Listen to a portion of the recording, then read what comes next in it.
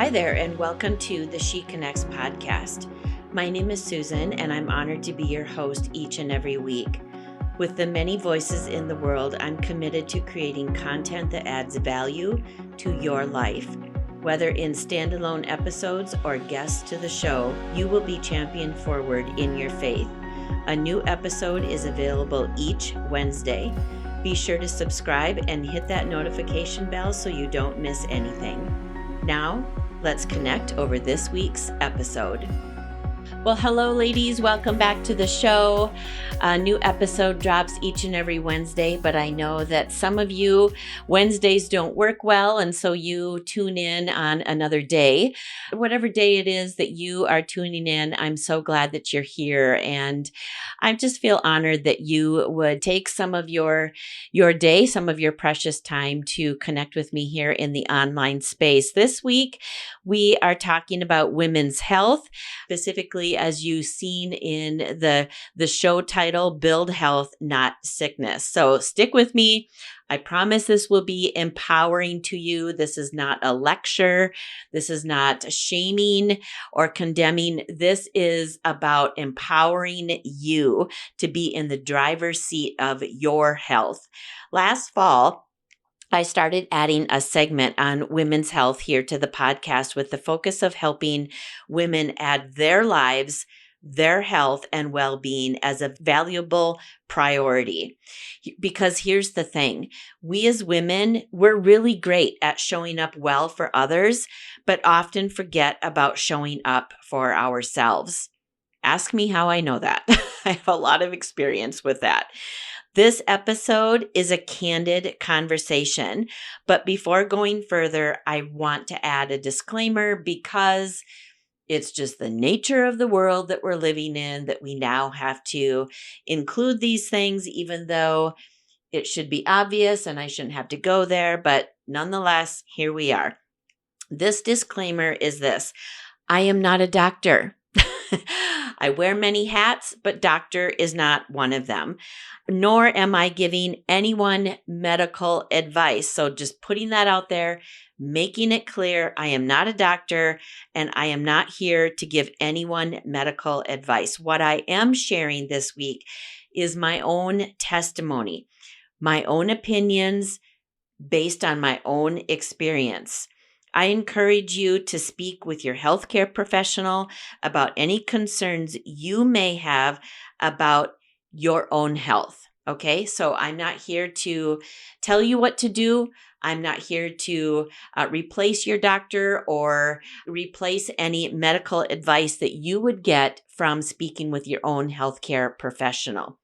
And some of you might be saying, why this topic? I mean, I thought this podcast was all about equipping me to step into all that God has for me, and that you are going to be equipping me in the gifts that God has placed on the inside of me and the calling that He has on my life. And so that's why I tune into your podcast. So why are we talking about this? Well, let me answer that by first posing a question. Do you always feel like jumping out of bed and hitting the ground running and keeping your hand to the plow when you feel lousy? I know I don't. I mean, let's just be honest. And as I'm going to share here in just a few minutes, when I was at a very unhealthy place physically, it spilled over and it reached other areas of my life. And the thing is when we don't feel good and when we're at an unhealthy place physically, it affects our moods.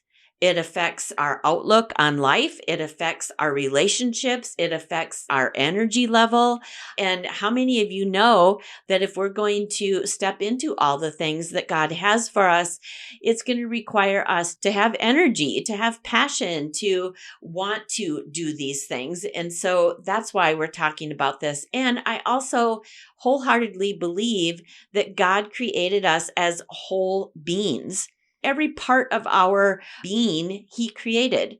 He created our mental faculties. He gave us emotions, our physical being. We are spiritual beings. He created all of it. And so if he created all of it, then it would be wise for us to understand then that God cares about each and every one of those areas. And so if he cares about each and every one of those areas, then that just really motivates me to pay attention to every single one of those areas and want to be at the best place that I can be in health in each of those areas. I'm recording this in January. And of course, this is the time of the year where many people make New Year resolutions in their health. Have you done that? I have multiple times. I'm 55 years old. In March, I'll be 56. I've made multiple New Year's resolutions in regard to my physical health so many years. Often people know that changes need to be made and the desire to improve their health is there. But after about a month or two, discouragement sets in as goals don't seem to be met or for whatever reason.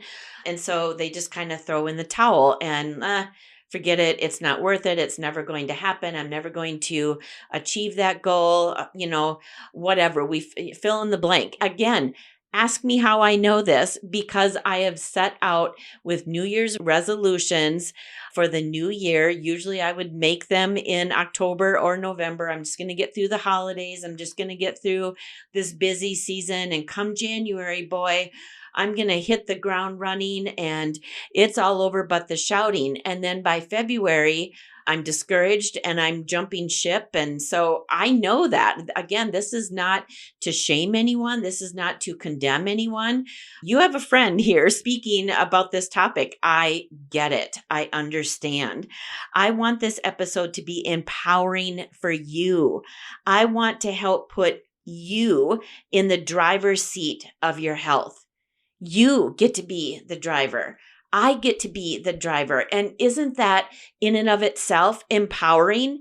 I mean, just think about that. So I had just said how many of us start out strong in the new year and then come February, we're bailing on our goals and breaking the contract that we had with ourselves. And it's as if the word diet or restrictive eating or the scale or whatever the situation is, that is what's in the driver's seat. And so I want this episode to be empowering for you that you don't have to allow those things or fill in the blank to be the driver. You are the driver. You get to be in the driver's seat of your health. It's empowering to think about that you can build health. You can make changes. You can do it. I know that you can. With that, I want to encourage you to remove the word diet from your vocabulary, to stop looking at your health as a mere diet. Instead, view your health as a lifestyle. So improving your health isn't just a New Year's resolution. It's a lifestyle change that will improve your quality of life and give you longevity. Isn't that empowering? I think that is so exciting because here's the thing. When I hear the word diet, I don't know about you, but when I was struggling in my health, and I'm going to share a little bit about that, when I was struggling in my health, when I would think about, oh man, I really need to start a diet, I just already felt defeated. It felt like just drudgery, and it was not motivating. It didn't feel exciting to me. It definitely did not feel empowering to me. It felt like dread to me. And so why is that? Because I think, again, this is just my opinion based on my own experience. I think it's because when we hear the word diet, it just feels so restrictive. We're kind of filtering it through past experiences that we've had of starting something, but not finishing it and feeling like a failure. And so we just don't even want to go there anymore. We're just so done with diet culture and doing all these things. And so if we can remove the word diet and actually begin to think that the word diet in the form of like, I'm going to start a diet, if we can replace that and instead begin to think of it as a lifestyle, like I'm improving my lifestyle. I'm going to put myself in the driver's seat and I'm going to improve my lifestyle because I'm going to build health instead of sickness. That is empowering.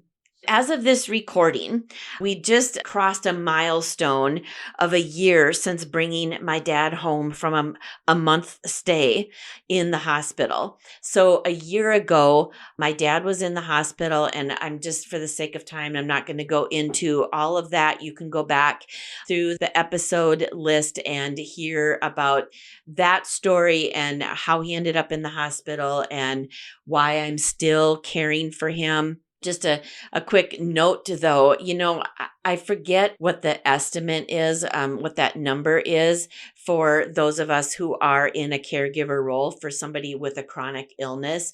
The stats are just off the charts that caregivers who are in a full-time caregiving mode for someone who is chronically ill, that the stats for that caregiver to develop health-related issues of their own is really high. And why is that? It's because being a caregiver is highly stressful. You oftentimes don't have enough energy or time. You're living without margin. You're just constantly on the move. You're constantly going here or there. It just is very all encompassing. But I think that, as I said earlier, we're really good as women showing up for others, but we have a lot of opportunity to come up higher in showing up for ourselves.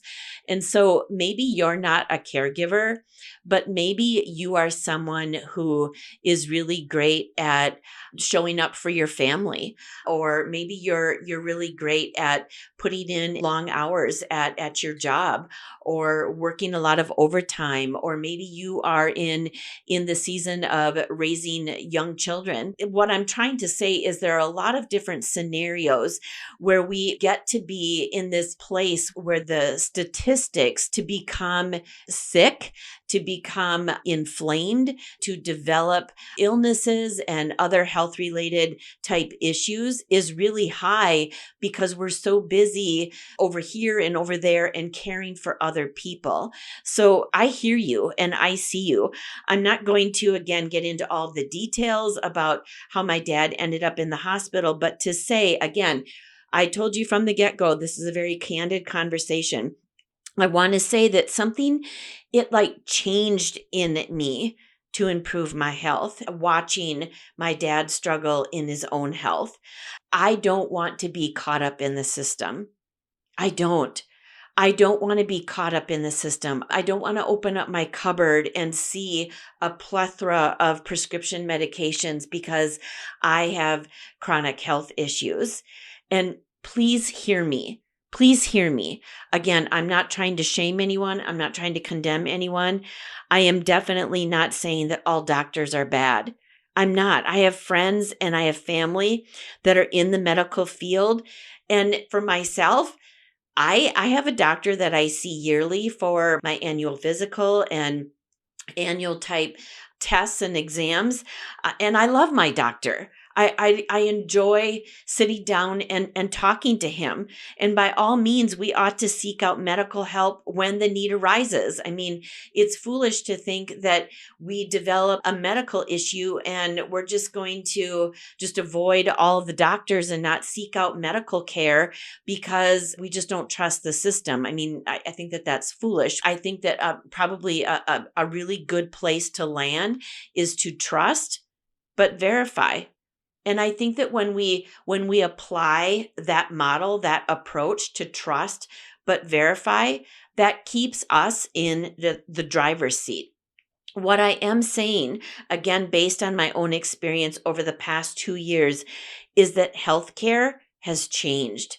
And I have to tell you, again, this is based on my own experience and my own opinion, but I have spent a lot of time. If you've been following me, you know that I have been spending a lot of time with a lot of doctors, with a lot of people in the medical field across a scope of different expertises and fields. And so I've spent a lot of time at the clinic, a lot of time at the hospital, a lot of time with specialty type doctors, a lot of time on the phone with the care team, with schedulers, with people in the nursing field. I've spent a lot of time talking to pharmacists. And so I have a lot of experience going into this. And I can say, and it's so sad, it's been sad, but it's been very eye-opening that healthcare has changed. Communication. I mean, just the top 4 things that I have noticed is communication with your doctor has changed. I mean, ask yourself, when is the last time that you felt like you really had good conversation with your doctor? When's the last time that you really felt like, man, I walked out of there and I know exactly, and I feel very confident, and I know about the plan going forward. Like, we have established a path going forward. I'll tell you something. I manage all of the online portal stuff. I manage all of the communication for both my mom and my dad. And I can tell you that communication with all of them across the board has been extremely disappointing because there has been a lot of miscommunication. Like, they don't speak to one another, or it's just broken. So number 2, quality time with your doctor. How many of you feel like you go to see your doctor, or you go to see a specialist, or whatever the situation might be, and you just feel hurried? It's almost as if, again, just based on my own experience, it's almost as if they just simply do not have the time to answer your questions. They simply just do not have the time to spend with you, that you feel like it's quality time, like it's not rushed. Again, managing the online portal system, I've noticed that at the bottom of the clinic notes, it now includes the amount of time that they're spending with both my mom and my dad. That's now included. And I know that that is for billing purposes. And I also know that another purpose behind that is because they want their doctors to see as many people as possible. And I think that that's really sad because it just doesn't feel patient driven anymore. The medical system just doesn't feel patient driven anymore.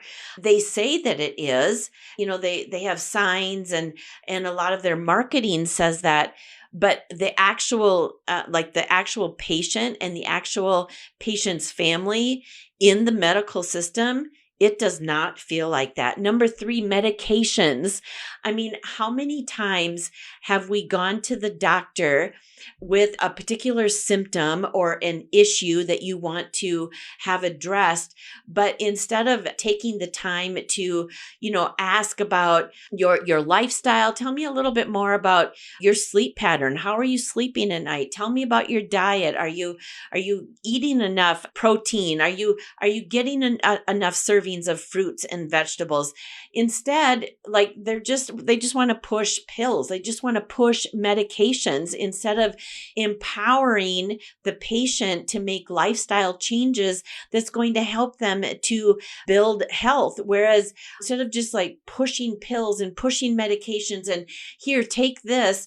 I mean, think about that. When's the last time that you really had a good quality conversation with your doctor and they helped really kind of get to the bottom, get to the root cause of why the issue is there in the first place? I mean, it's crazy the number of conversations that I've been a part of over the last several months, over the last few years, where this is lacking. This is really lacking. All right. I told you I was going to give you 4. Number 4, an unwillingness to listen. Man, I'll tell you something. I have lost patience. I'm just being honest with you. I have lost patience with the care team, what feels like, again, just based on experience, an unwillingness to listen. And I don't know if it's because they feel like they're in a time crunch, or, oh man, if you bring up another issue, now I have to make time for that. And I'm already, pinched for time. And now you need to address that. Or now, you're talking about cognitive health and you're bringing up concerns that you have for dementia type related issues. And oh man, here we were going to talk about this and now you want to talk about that too. And I just don't have time to include all of that. Oh man. And so then, you feel like, or at least I do, then I'm having to follow up in an email conversation, which just isn't optimal.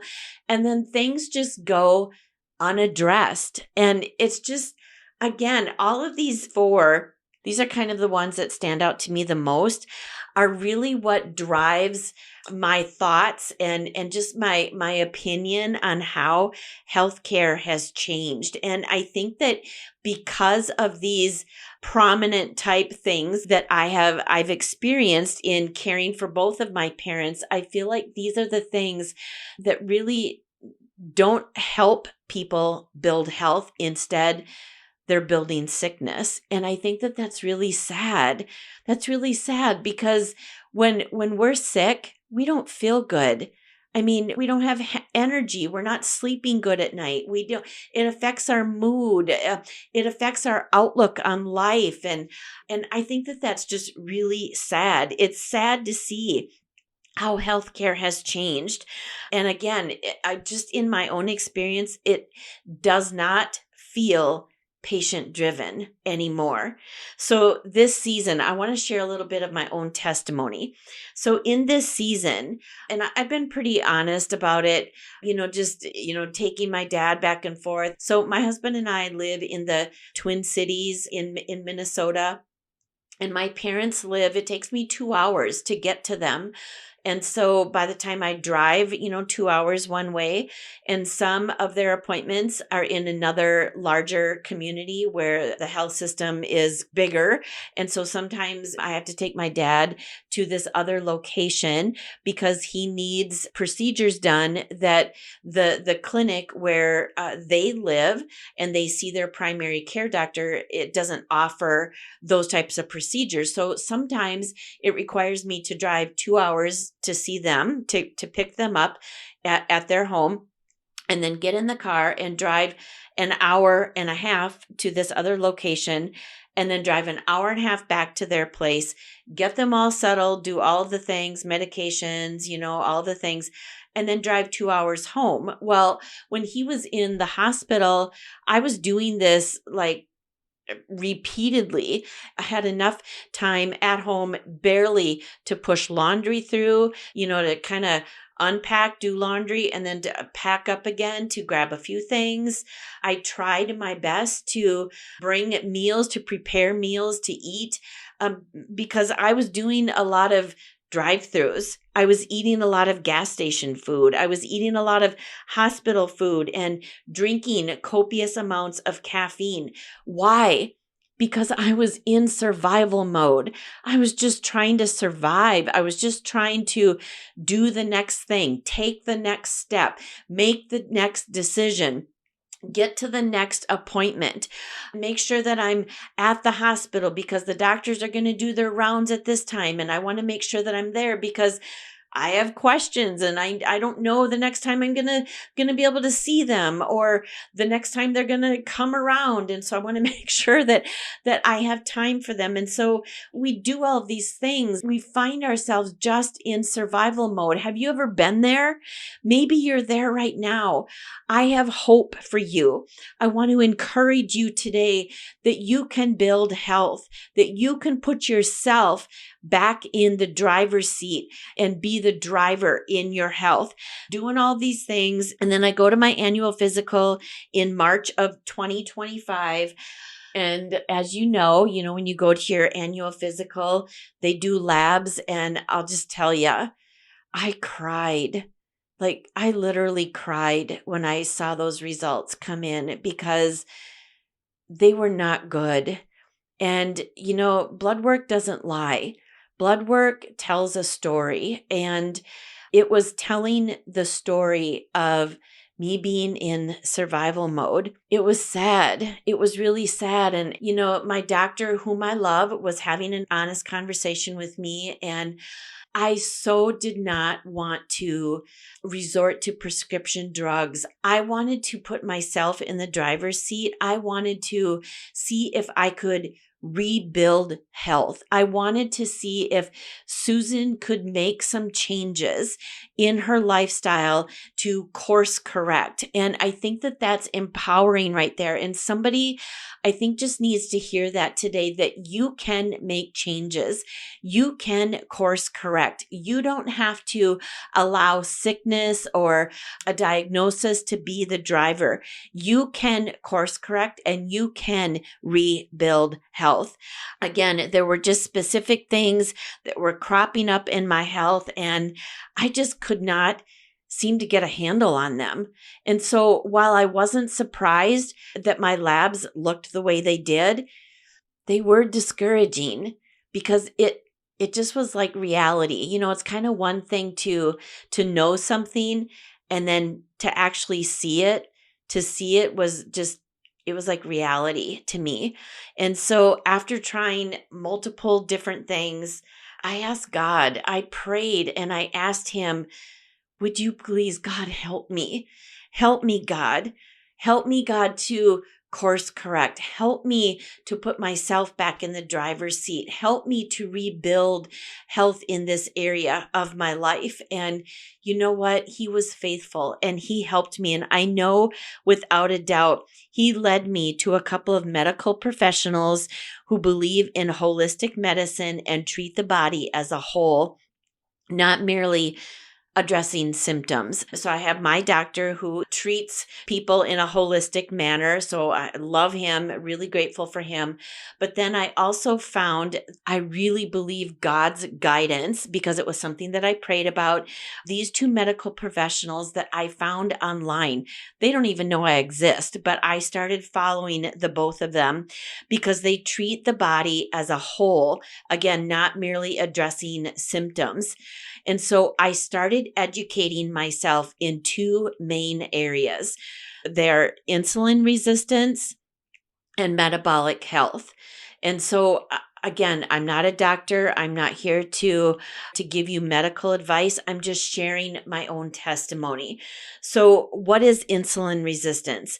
I'm just going to give you a brief overview. I'm encouraging you and I'm empowering you to educate yourself. That is a part of you building health. That is a part of you putting yourself in the driver's seat. Insulin is something naturally produced in our bodies.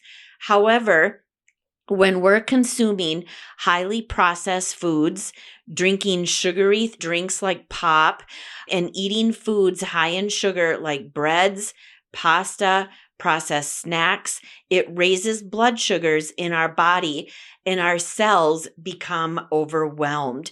It results in an unhealthy weight, something called visceral fat. Visceral fat is very dangerous. It's a dangerous type of fat because it's the fat that is actually, it's the fat that's hidden inside of the body and it wraps itself around our organs. It's very dangerous. And inactivity are all leading causes of insulin resistance. And you might be saying, well, I don't really have a sugar addiction. I don't have a sweet tooth. I don't eat a lot of sugary foods. Well, let me just lovingly encourage some education that sugar is hidden in a lot of foods. You may have heard me mention highly processed foods like breads and pasta and processed snacks. Those foods have hidden sugars within them. And carbohydrates, they're high in carbs. All of these things contribute to insulin resistance, which is very dangerous for health and health and well-being. Metabolic health, I told you that I educated myself. I went to work. I went to work by putting myself in the driver's seat, by educating myself in insulin resistance and metabolic health. So I gave you just kind of a very brief overview of insulin resistance. Metabolic health is essentially how our bodies convert food to energy. If this is off, this contributes to disease, chronic issues, and inflammation. And I don't know. I'm going to double down on this. I really believe that something called metabolic syndrome, which is essentially just metabolic unhealthiness and unhealthy metabolic health, is really kind of at an all-time high. I mean, it's crazy. Insulin resistance, unhealthy metabolic rate in people's lives. It is just off the chart. And so we need to be people who are educated in these two areas, because that is what's going to help us to build health, not sickness. And so often when we hear people say, I don't have any energy, I'm not sleeping well at night, my joints ache and I just feel stiff and all of these different things. And I know that there are other factors that contribute to those, but can we be honest and begin to look at our lifestyle? Can we begin to take ownership of our choices and our lifestyle, and really begin to really look at these areas and ask ourselves, have an honest conversation with ourselves and ask ourselves, is there something that I might be doing to contribute to how I'm feeling physically? Because here's the thing, our bodies are speaking to us. I don't know about you, but when I was eating high processed foods and I was eating sugary foods and copious amounts of caffeine, my body was speaking to me through being tired, through being fatigued, through being moody and not sleeping well at night. My body was speaking to me through joint pain and all of these different things. And then when I began to rebuild health in my life and put myself in the driver's seat through educating myself and making and implementing changes, my body, it speaks to me. I have great energy. I'm sleeping like a baby at night.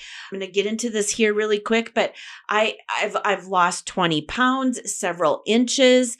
And I mean, the type of scale that I use isn't just kind of an everyday normal type of scale.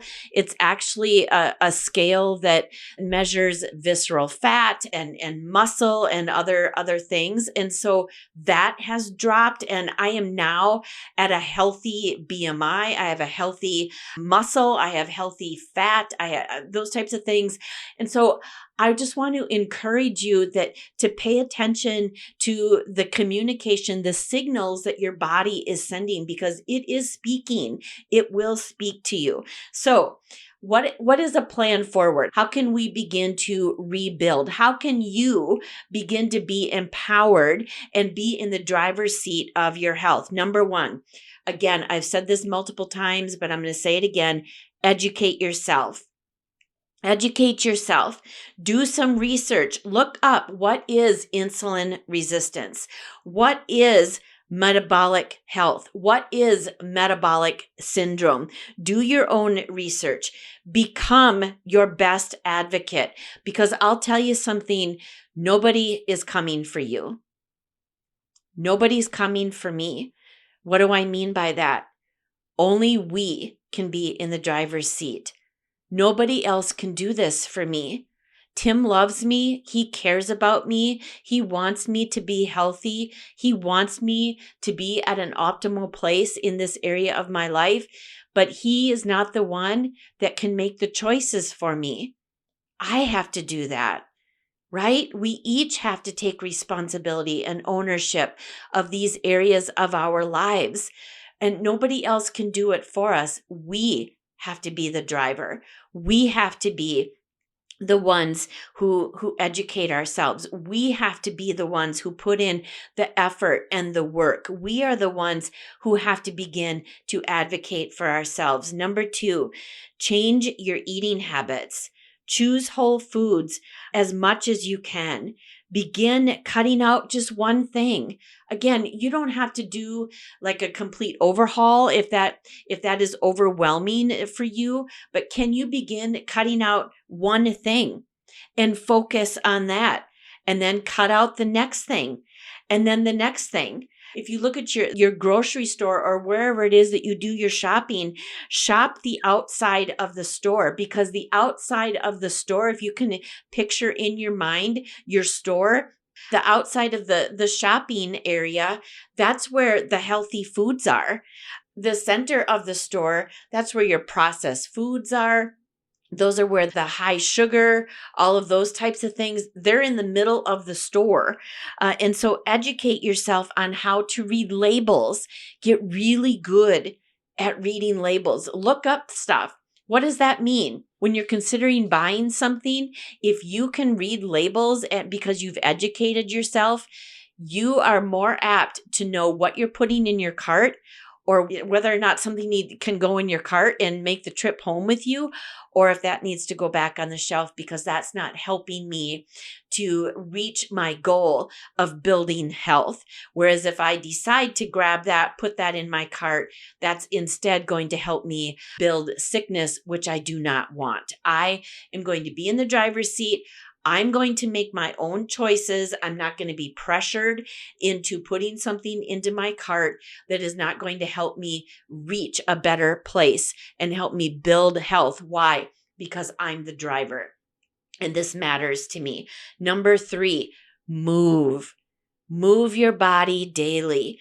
You don't need to exercise to become a marathon runner or some elite bodybuilder, but moving your body daily is a non-negotiable if you're going to maintain a healthy lifestyle.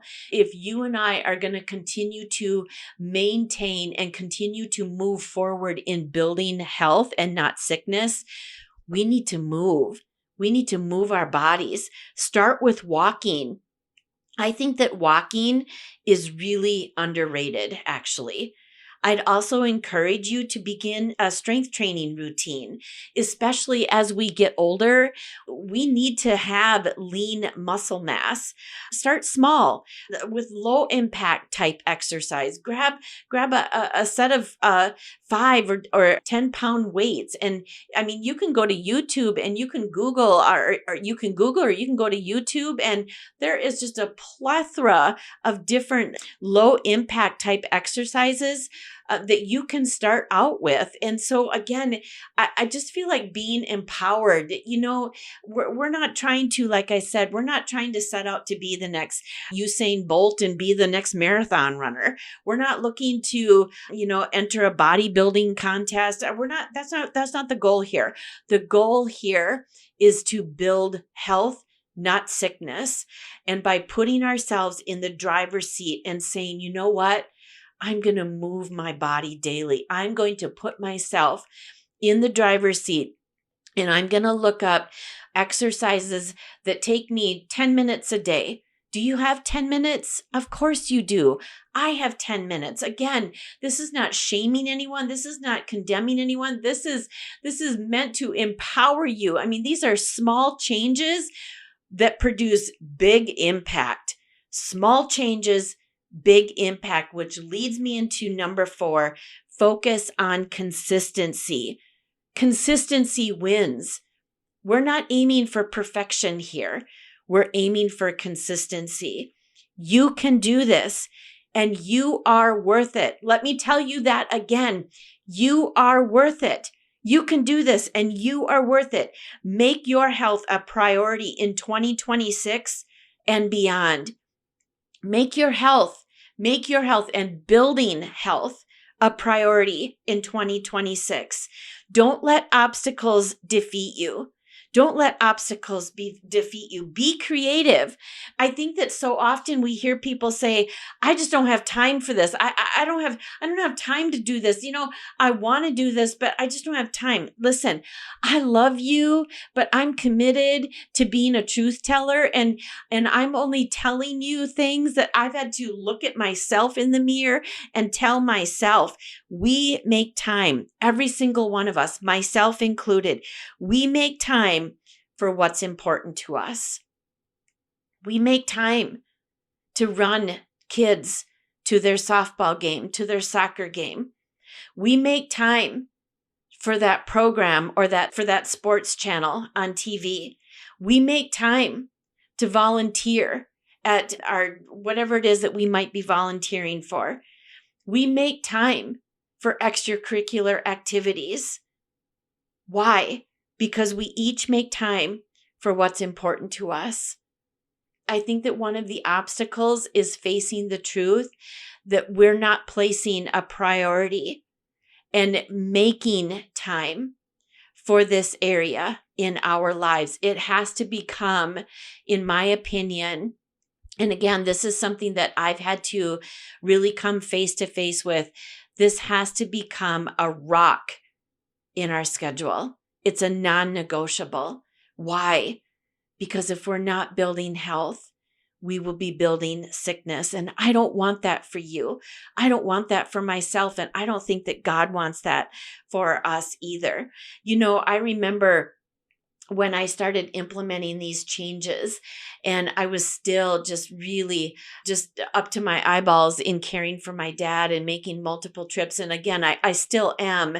But when I was just starting to, okay, so how am I going to make time for this? How am I going to put this into my schedule? Because I feel like I have all these other things that are demanding my time. And how am I going to make time for this? I had to get creative. And so when I make time, to go down, when my dad is receiving treatment and I'm down there for a week at a time, how do I maintain the consistency in what I have built in strength training and cardio type exercises? You know what I do? I put my weights in the back of my car. So I have dumbbells that make the trip with me, that make that 2-hour drive with me.